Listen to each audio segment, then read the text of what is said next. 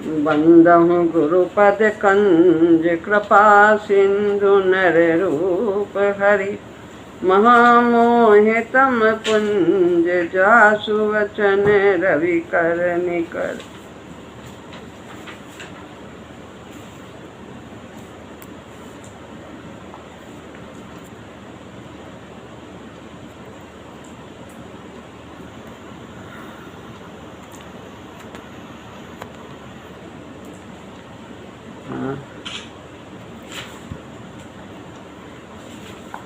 श्री राम। आध्यात्मिक साधन भाग 2 में हम सभी अभिप्सा के बारे में महाराज जी द्वारा बताई हुई बातों को सुन रहे थे। अभी उसी के आगे पढ़ते हैं हम। अभिप्सा का स्वरूप हेडिंग है, यानी अभिप्सा का अर्थ क्या है।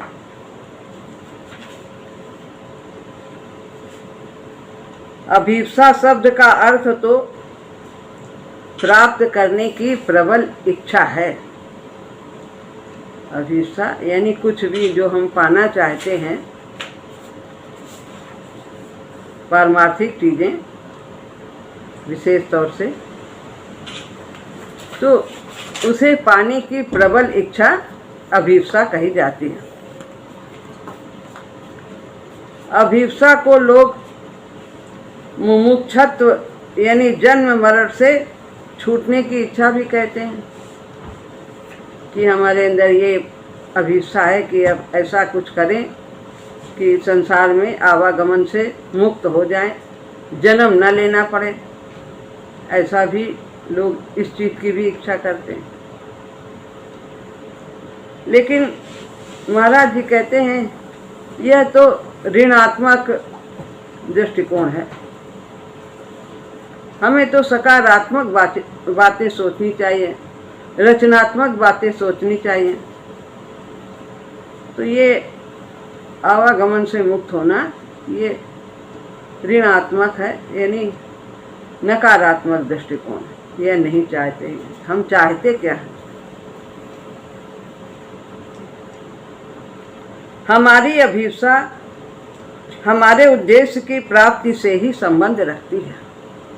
जो हम लोग भक्ति मार्ग पर चल रहे हैं, गुरुदेव जी ने जो रास्ता हमें बताया है, उसमें तो उद्देश्य से संबंध रखती है हमारी अभिप्सा। कौन सा उद्देश्य है? मानव जीवन का क्या उद्देश्य है? एक ही उद्देश्य है, परम तत्व की प्राप्ति, परमात्मा की प्राप्ति, प्रभु से मिलन। यही एक उद्देश्य है मानव तन धारण करने का। क्या उद्देश्य है? वो है भगवान को पाना। परंतु केवल मात्र पाना ही नहीं है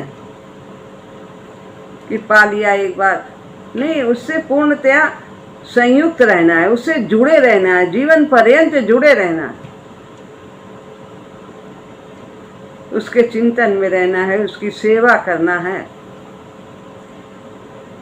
उसका सुमिरन करना है, उसी के लिए जीना है, उसी के लिए मरना है।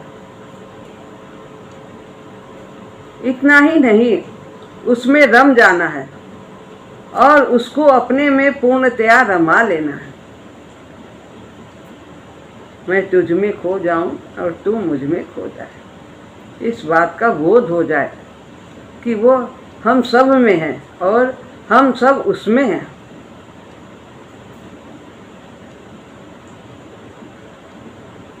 इस स्थूल शरीर पर्यंत भागवती चेतना को पूर्णतया अपने में अभिव्यक्त करना है। स्थूल शरीर से लेकर पूरे संपूर्ण स्थूल शरीर, स्थूल शरीर सब कुछ स्थूल है, तन स्थूल है, मन भी स्थूल है एक अंश तक, बुद्धि, प्राण, इंद्रियां, ये सब स्थूल ही है, अति सूक्ष्म तो आत्मा ही है। तो स्थूल पर्यंत भागवती चेतना को पूर्णतया अपने में अभिव्यक्त करना है। हमारे तन में उसकी अभिव्यक्ति हो, हमारे मन में, इंद्रियों में, प्राण में, हृदय में, बुद्धि में, सब में वो पूरी तरह से अभिव्यक्त हो, उसकी शक्ति ही हो, उसी का संकल्प हो। तो ये बताया।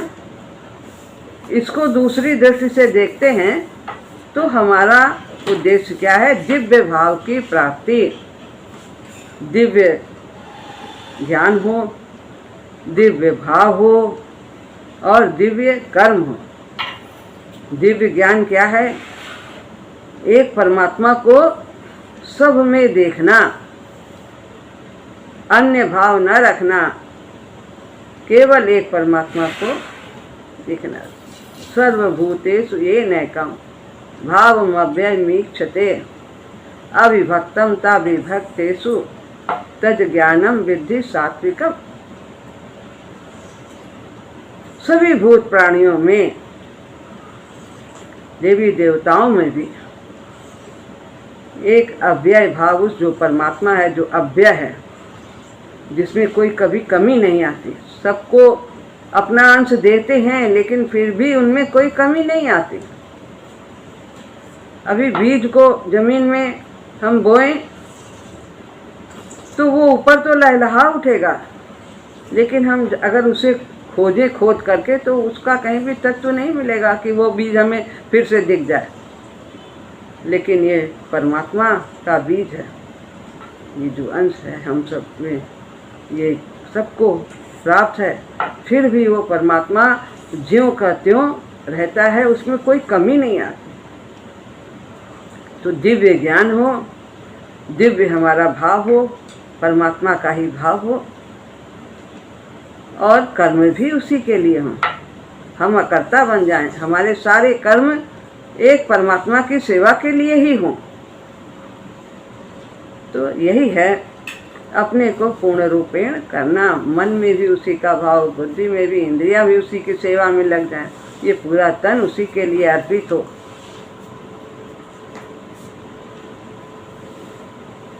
जीवन को आमूल चूल परिवर्तित कर पूर्ण रूपेण दिव्य करना है। आमूल चूल, जैसे हम अभी तक करते आए हैं, सांसारिक कृत्यों में अपने को पूर्ण रूपेण लगाए रहते हैं, इसी को उद्देश्य समझते हैं, भोग संग्रह को ही उद्देश्य समझते हैं, इन्हीं में अपनी सारी चतुरता और समझदारी दिखाते हैं। तो वास्तव में जीवन को आमूल चूल बदलना है। सब कुछ एक परमात्मा से ही उत्पन्न है, उसी में निवास करता है और सारा सब कुछ उसी में लीन होता है, एक उसी का पसारा है सब। ये अपने को इस तरह के भाव से भावित करना ही जीवन को आमूल चूल बदलना है। यही जीवन को बदलना है। जीवन को बदलने के लिए जीवन की दिशा को बदलना है। क्या कर रहे थे, अब किधर जाना है? पहले संसार में प्रवृत्त थे, अब प्रभु से युक्त होना है। तो यह जीवन की दिशा बदलनी है। शक्ति तो है हम सबके अंदर, परमात्मा ने दी है, लेकिन उस शक्ति की जो दिशा थी उसको अब दिशा में मोड़ देना है। प्रभु के लिए सब कुछ करना है, भाव होना, कर्म सब यही करने हैं, जो हम करते हैं यही करना है। कुछ बदलने की जरूरत नहीं है, पर केवल भाव बदलना है और अपने को सात्विक कर्म से, सात्विक ज्ञान से ओतप्रोत करते जाना है, दैवी संपदा को बढ़ाते जाना है। ये कार्य संपादन महाशक्ति के साधक में प्रवेश करने और पूर्णतया क्रियाशील होने से ही संभव है। हमारे बस का नहीं कि हम सब कुछ ऐसा कर सकें। तो महाशक्ति की क्रिया हम में जब अवतरित होगी तो यह कार्य बड़ी सुगमता से संपन्न हो सकता है। हमारे नन्हे हाथों में ये सब कार्य करने की शक्ति नहीं, तो लेकिन महाशक्ति कब क्रिया करेगी? जब हमारा समर्पण होगा, तेरी इच्छा पूर्ण। हम अपनी नहीं चलाएंगे कि अब ऐसा कर दो, फिर कैसा कर दो, हमारे मन में ये है अब इसे पूरा कर दो। नहीं, अपने को पूरी तरह से उसे अर्पित करना है। मान्यताएं, विचार, धारणाएं, कामनाएं, ये सब उसके चरणों में रख देना।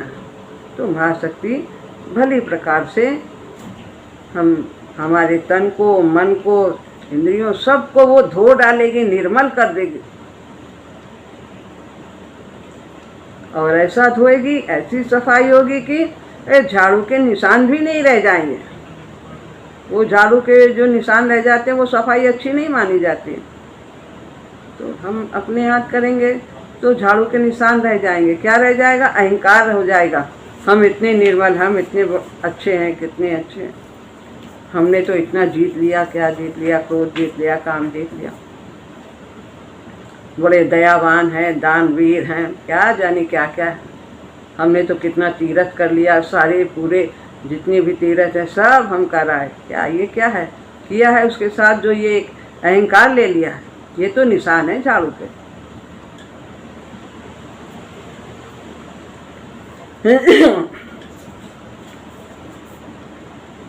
तो यह कार्य संपादन महाशक्ति के साधक में प्रवेश करने और पूर्णतया क्रियाशील होने से ही संभव है। अतः महाशक्ति को अपने में बुलाना और उसे भीतर क्रियाशील होने देना होगा। आवाहन करना है प्रभु को। हम बुलाएं, यानी महाशक्ति और प्रभु में अंतर नहीं है, तो उन्हें पुकार करें उनके लिए। कैसे बुलाएं? पुकार का ही स्पष्ट रूप अभिप्सा है। जैसे विश्वास का, श्रद्धा ये गहन रूप है, गंभीर है, ये गहराई होती है, विश्वास से अधिक इसमें स्थिरता होती है। ऐसे ही पुकार का स्पष्ट रूप अभिप्सा है, ये तीव्र है, लगन। तो पुकार करें, उसको बुलाएं। उसको बुलाने का मतलब है अपने तन, मन, धन सबको ढीला छोड़ना है। तो यही बुलाना है। कर ले जो तू चाहे सो कर ले, जैसे चाहे वैसे रख ले। मुझे विश्वास है तू हमारी परम सुहृद माता है, प्रभु हो हमारे से, हमारा कल्याण ही करोगे। हमारे पास इतनी समझ नहीं है कि हम समझ सकें कि क्या भला है, क्या अच्छा है, किस में हमारा हित है, किस में नहीं है। तो कर ले तू जो चाहे सो। अपने को उसके हाथों में पूरी तरह सौंप देना है। यही अभिप्सा का उद्देश्य है। यही उद्देश्य है। अभिप्सा किसे कहते हैं और इसका उद्देश्य क्या है? कि पुकार हो प्रभु के लिए और अपने को उसके हाथों में सौंप दे। जैसे डॉक्टर को मरीज सौंप देता है, पूरी तरह से सौंप देता है और वो उसका भली प्रकार से इलाज करता है, रोग का निवारण कर देता है। हमारे अंदर भी मानसिक रोग हैं। शारीरिक रोग के लिए तो डॉक्टर हैं, लेकिन मानसिक रोग के लिए हमारे गुरु ही हैं। वही हमारे रोग को दूर कर सकते हैं। अपनी कृपा के द्वारा विभिन्न उपाय हमें जो बताते हैं उनको अपने जीवन में उतारना चाहिए। अपने जीवन को बदलने की चेष्टा करनी चाहिए। अभिप्सा साधारण इच्छा मात्र नहीं है जो मन से उत्पन्न हुई हो। मन से उत्पन्न होती है तो वो इच्छाएं तो बदलती रहती हैं। मन परिवर्तनशील है। मन प्रकृति का तत्व है और प्रकृति गतिमान है, प्रकृति परिवर्तनशील है। तो उसमें भी, मन में भी परिवर्तन, जो भी विचार आते हैं, आज वही चीज़ अच्छी है, कल वो नहीं अच्छी है, कल वही व्यक्ति बुरा हो जाता है, फिर अच्छा हो जाता है। परिस्थिति में भी ऐसा ही होता है। तो इस तरह से ये अभिप्सा साधारण इच्छा नहीं जो कि मन से उत्पन्न होती है, वो मन की इच्छा तो बदलती रहती है। ऐसी इच्छा तो महाशक्ति के चरणों तक पहुँच भी नहीं पाती। मन की इच्छा, मन कैसे पहुँचेंगे, उसमें तो कामना रहती है, वो कैसे प्रभु के चरणों तक पहुँच जाएंगे। तो बन गया काम तो भगवान बहुत अच्छे हैं, फिर नहीं बना, कोई ज़रूरी थोड़ी ना है कि बन जाए सब काम हमारे मन का हो जाए, वो तो हमारे हित की करते हैं।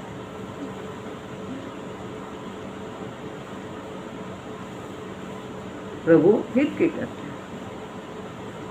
जानत हो सबके मन की, पर करते हो सबके हित की।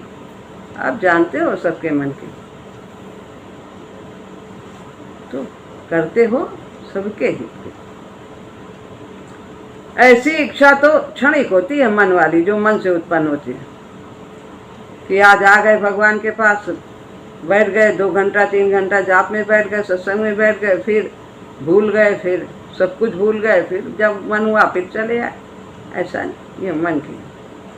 दूसरी इच्छाएं उसे पल भर में लुप्त कर देती हैं। कितनी कामनाएं हैं संसार की, कभी धन की कामना, कभी मान सम्मान की कामना, कभी जन की कामना, कितनी कामनाएं, उनका अंत ही नहीं। तो ये सब कामनाएं जो हमारे अंदर ये क्षणिक कामना उत्पन्न होती है भगवान से प्रेम की, वो इतनी ये सब प्रबल हो जाती हैं सांसारिक कामनाएं कि वो छिप जाती हैं अगर मन से उत्पन्न होती है। मन से, ये सब मन से होती हैं और वो भी मन से उत्पन्न हुई, तो फिर वो ये वाली प्रबल हो जाती हैं और मन की जो प्रभु प्राप्ति की, प्रभु से लगन की है, वो शांत हो जाती है। क्योंकि ये सब शुरू से यही अभ्यास पड़ा हुआ। अभिप्सा साधारण इच्छा से बहुत गंभीर तथा बलवती होती है। इसकी उड़ान उच्चात उच्च स्तर का स्पर्श कर सकती है, क्योंकि ये अभिप्सा आत्मा के स्तर की है और आत्मा मन, बुद्धि, इंद्रियां, हृदय, प्राण, शरीर सबसे बलवती है, सबकी वो प्रकाशक है। उसी की संकल्प शक्ति से ये सब कार्य करते हैं। तो यह आत्मा के स्तर की चीज है अभिप्सा, और इसकी उड़ान उच्चात उच्च, ऊंचे से ऊंचे स्तर तक हमें पहुंचा सकती है। ये इतनी तेज इसकी उड़ान है कि हम इससे प्रभु प्राप्ति कर सकते हैं, आनंद की प्राप्ति कर सकते हैं।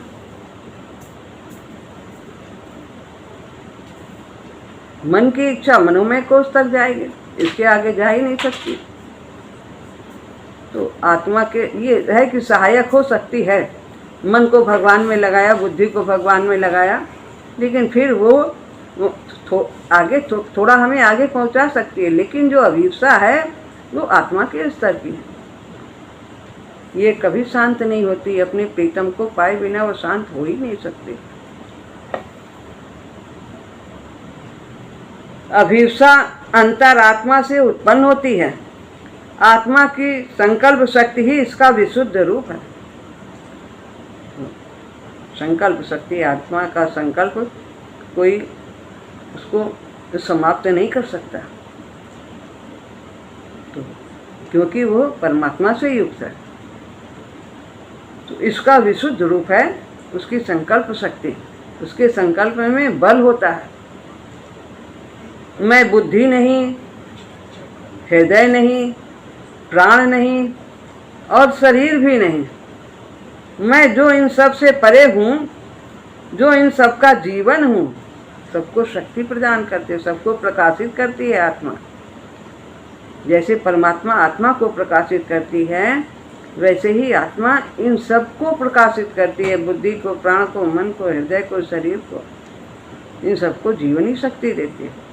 जिसकी शक्ति इन सब में क्रिया करती है, सो मैं संकल्प करता हूँ दिव्य भाव को प्राप्त करने का, तो आत्मा ये संकल्प करती है कि हमें दिव्य होना है, हमें प्रभु का होना है। ये उसका संकल्प होता है आत्मा का। और जो आत्म स्तर से संकल्प होता है, उस संकल्प को कोई परास्त नहीं कर सकता। प्रकृति में शक्ति ही नहीं है कि वो उसको परास्त कर सके। ये सब प्रकृति के तत्व हैं।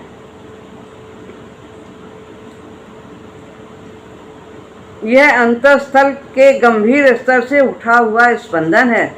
इसके सामने बुद्धि, हृदय, प्राण तथा शरीर का कोई सामर्थ्य नहीं है। सामर्थ्य है ही नहीं, कोई शक्ति नहीं। जैसे सूर्य चाहे कि वो भगवान के धाम को प्रकाशित कर दे, तो वो असंभव है। वो तो भगवान के धाम से, भगवान से स्वतः ही प्रकाश ग्रहण करता है। हजारों सूर्य निकल आए तो भी वो उनकी क्षमता नहीं कर सकता। गीता में बताया है, जब भगवान ने विराट रूप का दर्शन दिया, कितने भी सूर्य निकल आए, क्योंकि सभी सूर्य उसी से तो शक्तिमान है, उस परमात्मा से ही शक्ति लेकर।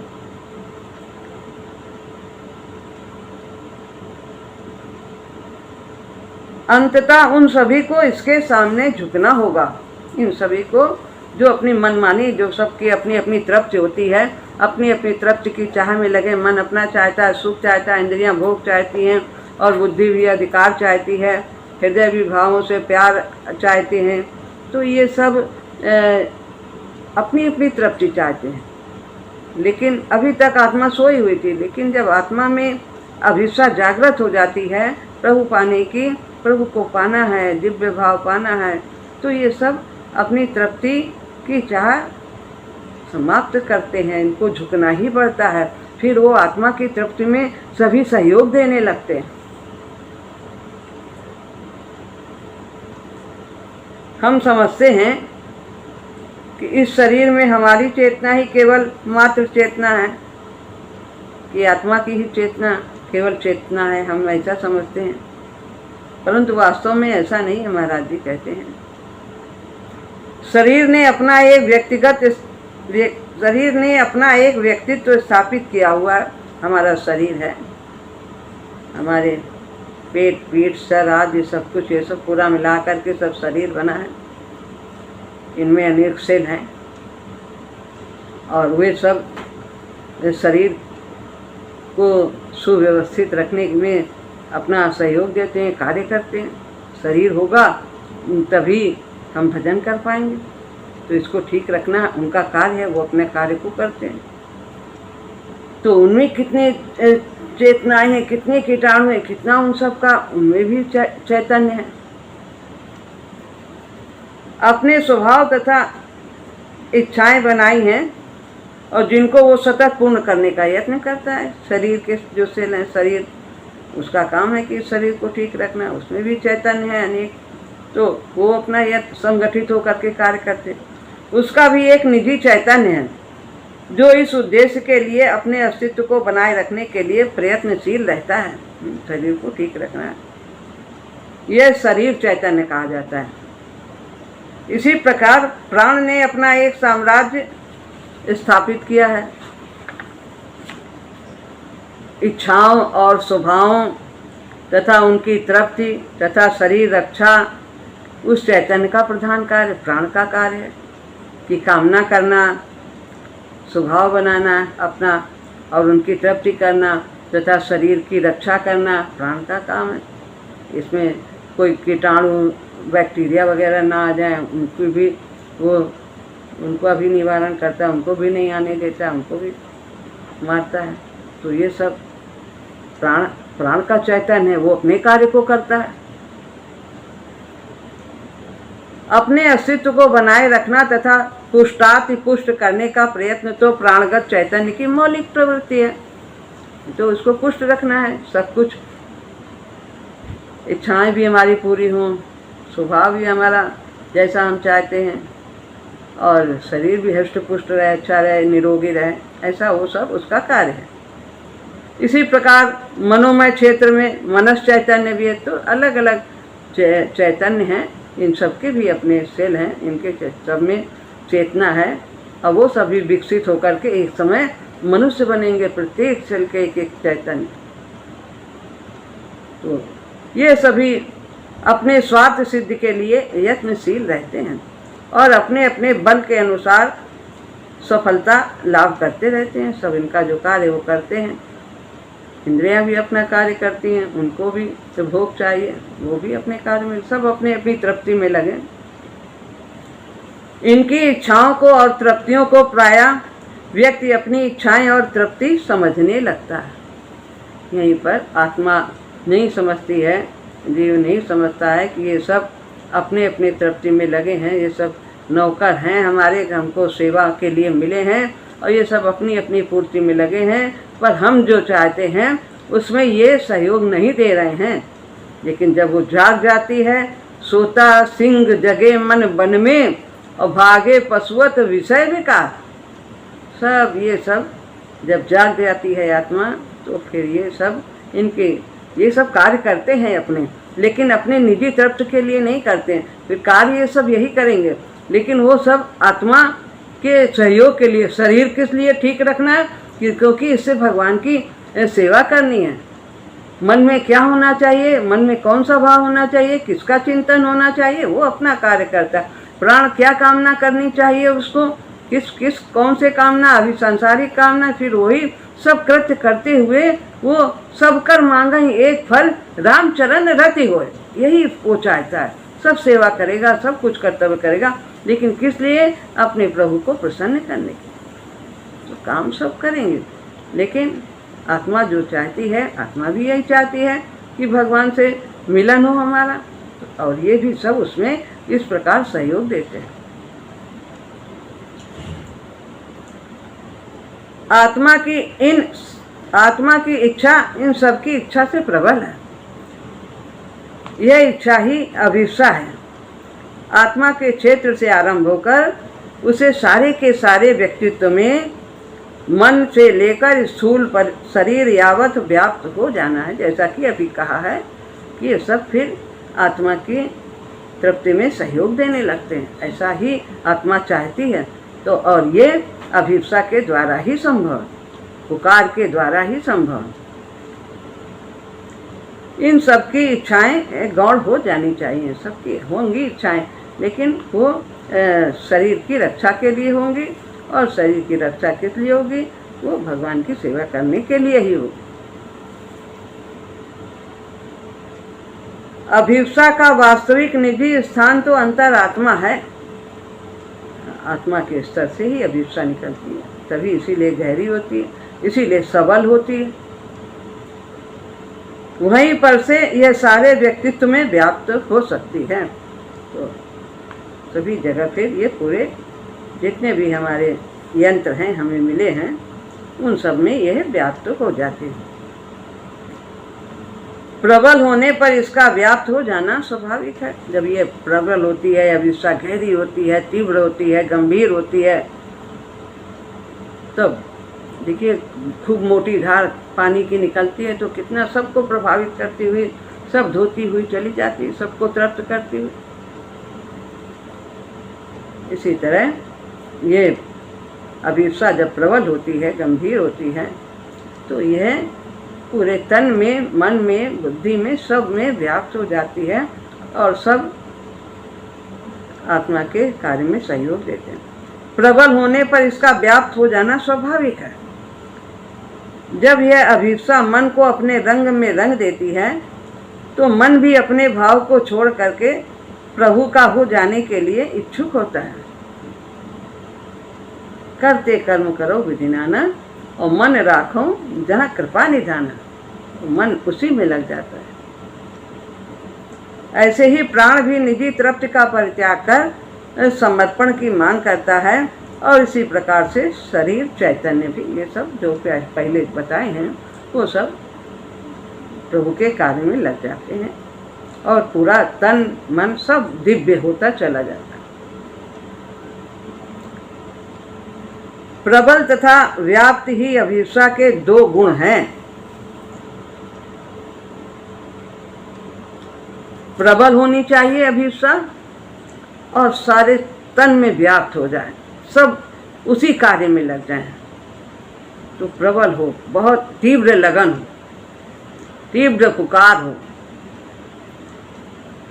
हर काम में प्रभु का सुमिरन हो, हर कार्य उसी के लिए भाव हमारा यही हो, तो ये प्रबल है। और ऐसी पुकार, ऐसी अभिप्सा पूरे तन में व्याप्त होने में समय नहीं लगता। जितनी प्रबल अभिप्सा होगी उतनी ही वो मन, प्राण तथा शरीर की इच्छाओं को शीघ्र ही निगल जाएगी। फिर ये सब जितनी प्रबल होगी उतनी ही जल्दी ये जो सब अपनी अपनी तृप्ति चाहते हैं उनकी तृप्ति वो सब शांत होती चली जाएगी और आत्मा की तृप्ति में सहयोग देंगे। उतनी ही अनन्यता प्राप्त होगी जितनी प्रबल अभिप्सा होगी।